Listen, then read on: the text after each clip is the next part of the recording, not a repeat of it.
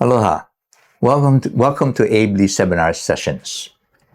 This session, we're going to talk about appraisals. And you go, what's an appraisal? Well, an appraisal is a determination of value by a licensed appraiser that says what they think the value of this property is. And everybody uses this appraisal to see if the property is worth the amount of money that you're paying for. And the lenders want to know what the appraisal is because they want to know the money that they're lending if the purchase price matches the appraisal.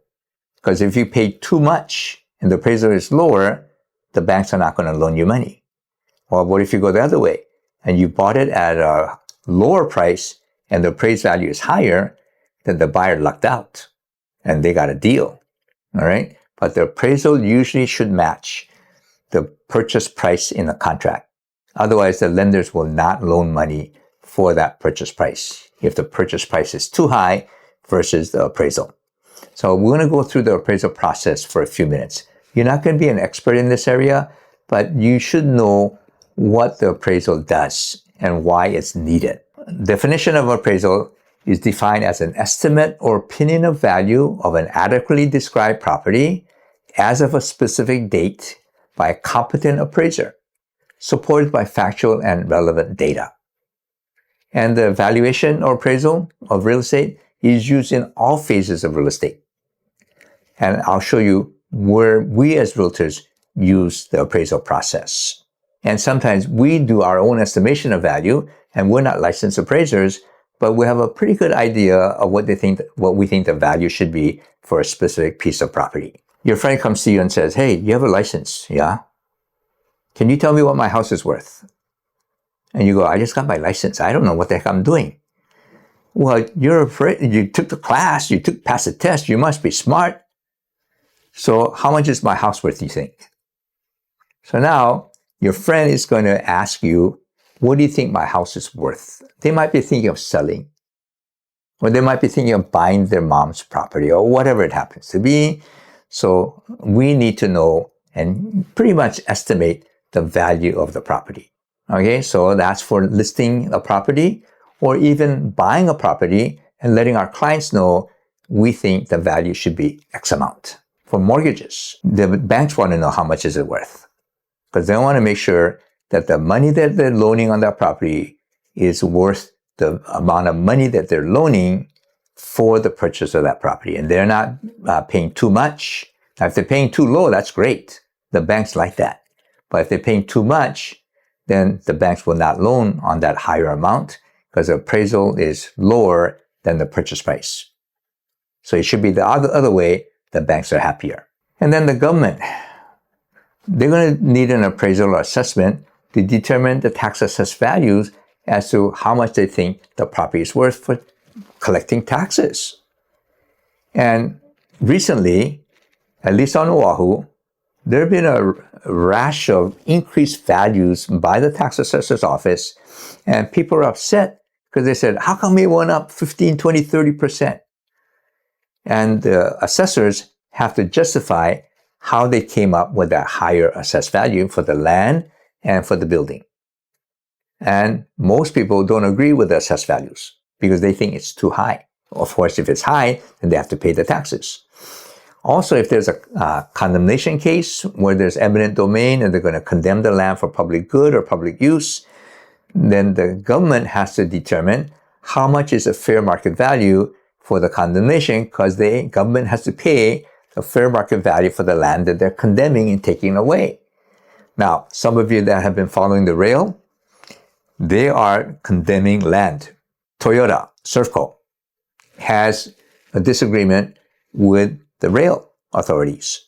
And they don't want to give up that land that they have on South Street because they're using that as a repair shop.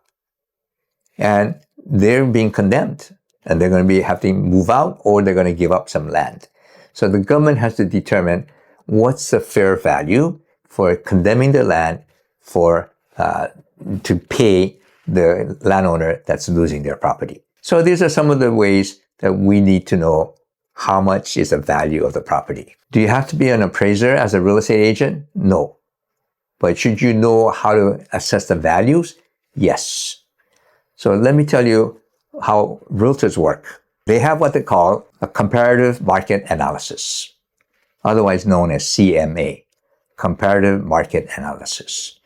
So with the multiple listing service that we have at the Board of Realtors, we can go into the computer and say, in Kaka'ako, give me 2-bedroom, 2-bath units that were built since 2014 and X number of square feet, and show me the properties that sold that are that size in that location or that area.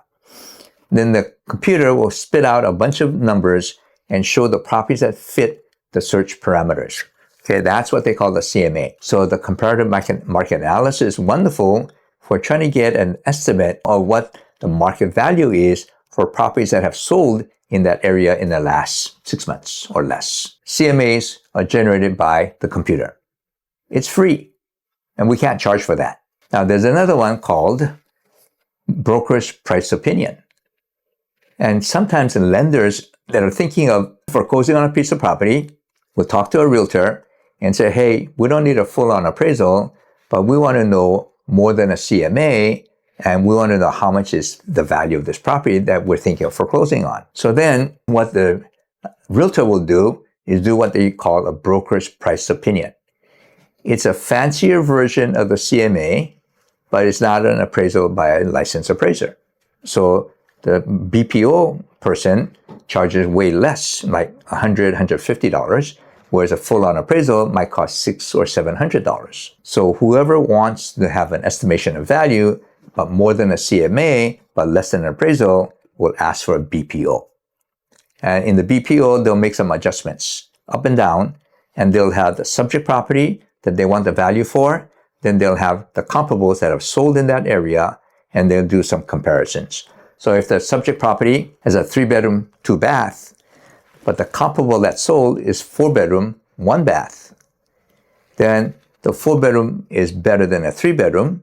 So in order to equate it to a 3-bedroom, the comparable has to be brought down to the value of a 3-bedroom because the subject property is a 3-bedroom. So therefore, you're going to bring down the value of a bedroom.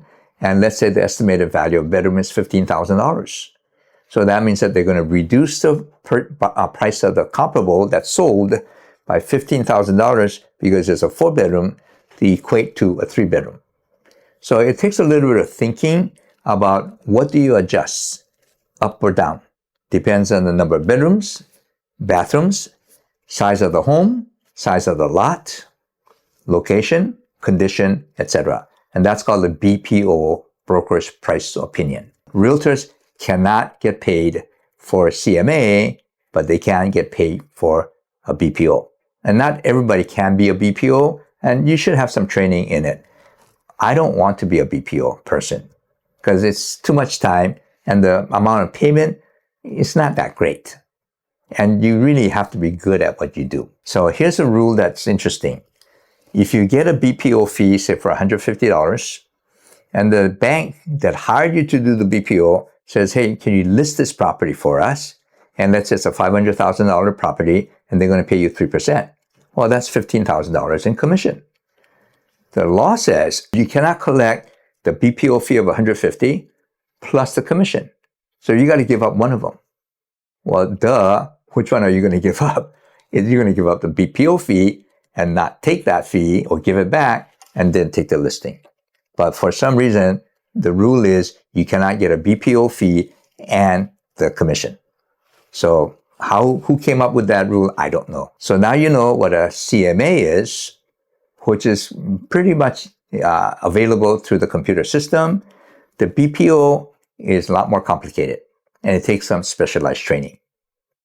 I hope you understand the difference and it'll help you with your work as a buyer or seller and if you ever get your license as a realtor.